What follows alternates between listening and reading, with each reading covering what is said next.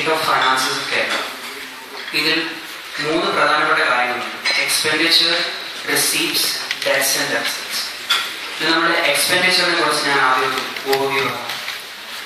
നമ്മൾ ഒരു എക്കോണമിയുടെ income generating capacity usually measure ചെയ്യുന്ന ഒരു കോൺസെപ്റ്റാണ് GDP അഥവാ ഗ്രോസ് ഡൊമസ്റ്റിക് പ്രോഡക്റ്റ്. നമ്മളൊരു സ്റ്റേറ്റ് കോൺസെപ്റ്റിൽ അത് പറയുമ്പോൾ ഗ്രോസ് സ്റ്റേറ്റ് ഡൊമസ്റ്റിക് പ്രോഡക്റ്റ് എന്നാണ്. ഇപ്പം കേരള ഗവൺമെന്റ് എക്സ്പെൻഡിച്ചർ എന്ന് പറഞ്ഞു കഴിഞ്ഞാൽ ഈ GSDP-യുടെ 17% മാത്രമാണ്. That means the government is not proactive in its expenditure. ഇത് ഇന്ത്യയുടെ ആവറേജ് നോക്കിക്കഴിഞ്ഞാൽ 27% അടുപ്പിച്ച് വരും. അതും ഹൈ ആണെന്നല്ല പറയുന്നത്. പക്ഷേ ഇന്ത്യൻ ആവറേജ് കമ്പയർ ചെയ്യുമ്പോൾ പോലും കേരളത്തിന്റെ ആവറേജ് വളരെ കുറവാണ്. ഇനി നേരത്തെ മാണി സാർ പറഞ്ഞതുപോലെ തന്നെ ക്യാപിറ്റൽ എക്സ്പെൻഡിച്ചർ, റവന്യൂ എക്സ്പെൻഡിച്ചർ എന്ന കുറച്ച് കോൺസെപ്റ്റ്സ് ആണ്. ഇത് ആക്ച്വലി ഒരു സാധാരണ മനുഷ്യർക്ക് മനസ്സിലാവുന്ന രീതിയിലല്ല പൊതുവെ അക്കാഡമിക് സർക്കിൾസിൽ സംസാരിക്കുന്നത്. അപ്പം അത് കഴിവതും സിമ്പിൾ ആയിട്ടുള്ള രീതിയിലാണ് ഞാൻ പേപ്പറിൽ എക്സ്പ്ലെയിൻ ചെയ്ത് നോക്കിയിട്ടുള്ളത്. ഒരു എക്സാമ്പിളിലൂടെ ഞാൻ പറഞ്ഞുതരാം. ഇപ്പൊ ഗവൺമെന്റ് 5000 രൂപ എഡ്യൂക്കേഷന് വേണ്ടി മാറ്റി വെച്ചു എന്ന് വെച്ചാൽ ഈ 5000 രൂപയിൽ 3000 രൂപ ഉപയോഗിച്ച് ഒരു സ്കൂൾ പണിയുകയാണെങ്കിൽ ദാറ്റ് ഇസ് ക്യാപിറ്റൽ എക്സ്പെൻഡിച്ചർ. എന്നിട്ട് ബാക്കിയുള്ള 2000 രൂപ ഉപയോഗിച്ച് ടീച്ചർമാർക്ക് സാലറി കൊടുക്കുകയും സ്കൂൾ പണിതതിന്റെ മെയിൻ്റനൻസ് ആൻഡ് റിപ്പയറിനെ ചിലവാക്കുകയാണെങ്കിൽ ദാറ്റ് ബി റവന്യൂ എക്സ്പെൻഡിച്ചർ.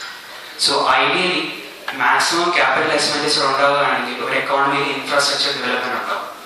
അപ്പോൾ അതിന്റെ കുറച്ച് കാര്യങ്ങളാണ് ഞാൻ ഇത് സൂചിപ്പിക്കാൻ ആഗ്രഹിക്കുന്നത്. ഇപ്പം കേരളത്തിൽ ഓൺ സോഴ്സ് റവന്യൂസ്, അതായത് ബോറോയിങ് അല്ലാതെ സെൻട്രലിൽ നിന്ന് കിട്ടുന്ന പൈസ അല്ലാതെ കേരളം തന്നെ ജനറേറ്റ് ചെയ്യുന്ന on source revenues of tax and non tax, അതിന്റെ 80% സാലറീസിനും പെൻഷനും ഇൻട്രസ്റ്റ് റേറ്റിനും മാത്രമായിട്ടാണ് പോകുന്നത്.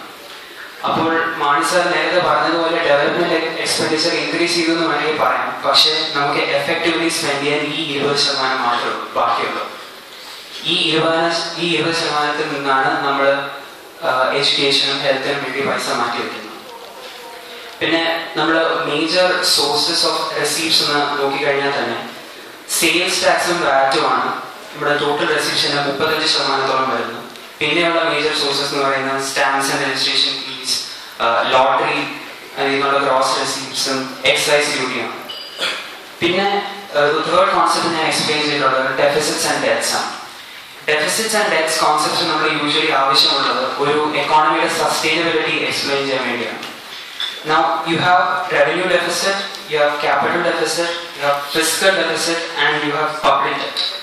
ഇതിൽ തന്നെ നേരത്തെ സൂചിപ്പിച്ചതുപോലെ റവന്യൂ അക്കൗണ്ടിൽ റവന്യൂ എക്സ്പെൻഡിച്ചർ റവന്യൂ റെസീപ്റ്റ്സിനെക്കാട്ടും കൂടുതലാണെങ്കിൽ you have A revenue deficit. അതായത് നേരത്തെ പറഞ്ഞ എക്സാമ്പിളിൽ സ്കൂളിൽ ടീച്ചർമാർക്ക് പേ ചെയ്യാനുള്ള സാലറി ഇല്ലാതാവുക, അതാണ് സിറ്റുവേഷൻ. നമ്മുടെ എക്കോണമിയിൽ ഗവൺമെന്റിന് വേണ്ടി വർക്ക് ചെയ്യുന്നുള്ളവർക്ക് ആൾക്കാരുടെ സാലറി പേ ചെയ്യാൻ ആവശ്യത്തിന് പൈസ ഇല്ല എന്ന് പറയുകയാണെങ്കിൽ that means you are going into revenue deficit.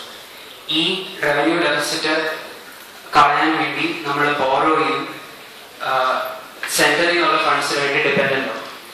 അതുപോലെ തന്നെ ക്യാപിറ്റൽ ഡെഫിസിറ്റ് ഉണ്ട്, which is capital expenditure over capital receipts. പിന്നെ പ്രധാനപ്പെട്ട ഒരു കോൺസെപ്റ്റ് ആണ് ഫിസ്ക്കൽ ഡെഫിസിറ്റ്. ഫിസ്ക്കൽ ഡെഫിസിറ്റ് എന്ന് പറയുമ്പോൾ ഒരു എക്കോണമി എത്ര ബോറോ ചെയ്തു എന്നുള്ള എക്സ്പ്ലെയിൻ ചെയ്യുന്ന ഒരു കോൺസെപ്റ്റ് ആണ്. അതായത് suppose an economy has an income of 100 rupees but expenditure 120 രൂപ വേണ്ടി വരുന്നു എന്ന് വെച്ചു. അപ്പോൾ എക്സ്ട്രാ ഉള്ള 20 രൂപയായിരിക്കും നമ്മുടെ ഫിസ്ക്കൽ ഡെഫിസിറ്റ്, കാരണം we have to borrow that money. ഇനി ഈ മൂന്ന് കാര്യങ്ങളും കണ്ടെയ്ൻ ചെയ്യാൻ വേണ്ടിയാണ് സെൻട്രൽ FRBM ആക്ട് പാസ് ചെയ്തത്, or fiscal responsibility and budgetary management act. ഈ FRBM ആക്ട് അനുസരിച്ച് ഓരോ സ്റ്റേറ്റിനും സെന്ററിനും ഫിസ്ക്കൽ ഡെഫിസിറ്റിനും സ്പെസിഫിക് ടാർഗറ്റ്സ് കൊടുത്തിട്ടുണ്ട്. ഈ ടാർഗറ്റ്സ് അനുസരിച്ച് നമ്മൾ മുന്നോട്ട് നീങ്ങുന്നുണ്ട്. Kerala has actually done well to train in those deficits in the past few years. പ്രത്യേകിച്ച് നമ്മൾ പബ്ലിക് ഡെറ്റ് നോക്കുകയാണെങ്കിൽ 2004-05 35% GSDP ആയിരുന്നു നമ്മുടെ പബ്ലിക് ഡെറ്റ്. ഒരു ഇന്റർനാഷണൽ സ്റ്റഡി അനുസരിച്ച് if an economy has A public debt of about 30%, then the economy is not sustainable. അതിൽ നിന്ന് നമ്മളിപ്പോൾ ലേറ്റസ്റ്റ് 2012-13 ബഡ്ജറ്റ് എസ്റ്റിമേറ്റ്സ് വെച്ച് നോക്കിക്കഴിഞ്ഞാൽ public debt has reached 26%. That's a commendable achievement. Now, on the basis of this, we have come up with 5 broad policy recommendations. ഞാൻ വായിക്കാം അത് ഞാൻ distribute ചെയ്ത പേപ്പറിൽ എഴുതിയിട്ടുണ്ട്.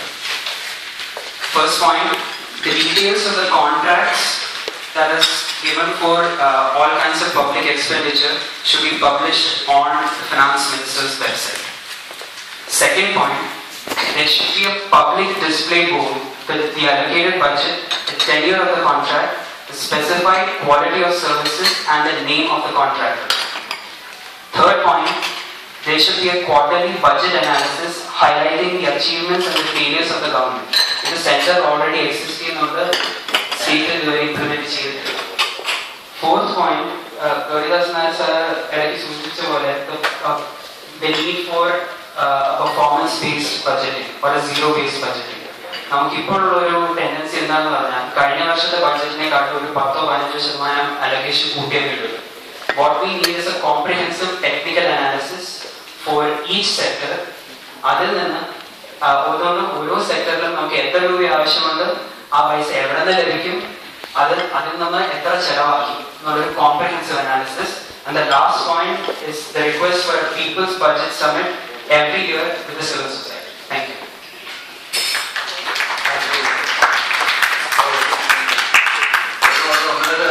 സിമ്പിളാണ്, പക്ഷെ ഒരുപാട് മാറ്റങ്ങൾ വരുത്താനാണ്. കാര്യം പബ്ലിക് പ്രൊക്യൂർമെന്റ് കോൺട്രാക്റ്റിലുമാണ് ഏറ്റവും കൂടുതൽ നടക്കുന്നത്. ഒരു റോഡ് അല്ലെങ്കിൽ പാലത്തിന് എത്ര രൂപ ചിലവാക്കുന്നു, ആരാണ് കോൺട്രാക്ടർ, അത് എത്ര, what is the time delivery, ഇത് സിമ്പിളായ കാര്യമാണ്. പക്ഷെ ഇത് എല്ലാവർക്കും ഉപയോഗിച്ചാൽ we will know the kind of duplication will happening. കാരണം എന്ന് പറഞ്ഞാല് ഇങ്ങനെയുള്ള ഇൻഫർമേഷൻ ഈസ് പവർ. ആ ഒരു democratisation of information is very important. അങ്ങനെ ഒന്ന് രണ്ട് കാര്യങ്ങൾ വളരെ കൃത്യമായിട്ട് ഈ പേപ്പറിൽ പറഞ്ഞിട്ടുണ്ട്. അടുത്തായിട്ട് fiscal decentralisation and local self governance, ഇത് ഒരു ഇഷ്യൂ ആണ്. ഇതിനെക്കുറിച്ച് പറയാൻ ശ്രീ പ്ലാസിഡ് കേരള വോളണ്ടറി അസോസിയേഷൻ ലീഗിന്റെ കാവലിന്റെ ചെയർപേഴ്സണും സഹായിയുടെ ലോക്കൽ ഗവർണൻസ് മേഖലയിൽ വളരെ 5 മിനിറ്റ് സാറ് വേദിയിലെ സദസ്സിലുള്ള എല്ലാവർക്കും